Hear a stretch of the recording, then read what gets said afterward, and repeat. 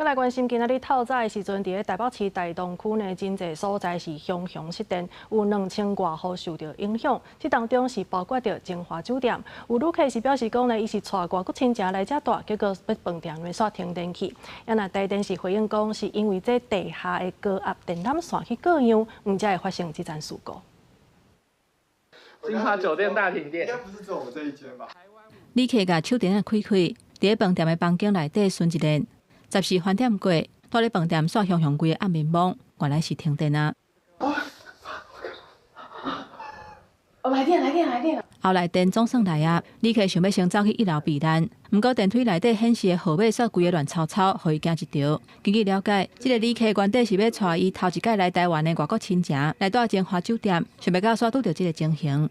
金华在我们心中是一个很重要的一个地标，然后是以前的古王嘛，所以就是会觉得说对他很有期待。聊天聊一聊，然后突然全黑，我们一开始会紧张说，怎么可能？就是台风天台北都没停电，然后突然间就是没事，然后还住5星饭店，然后停电，就真的就是有吓到，很害怕说是会发生什么事情。当然吓一跳啊！我以为出了什么问题，我就最怕鬼的。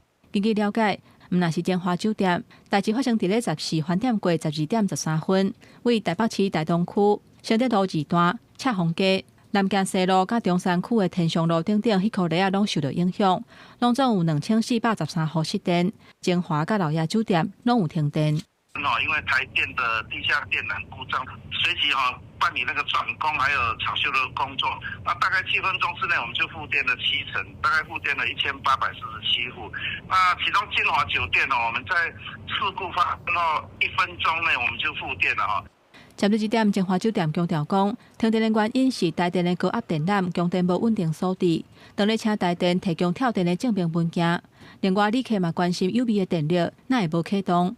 金华酒店讲，是因为停电的时间仅1分钟了后，就随恢复供电，所以无需要用到有味的电力。记者综合报道。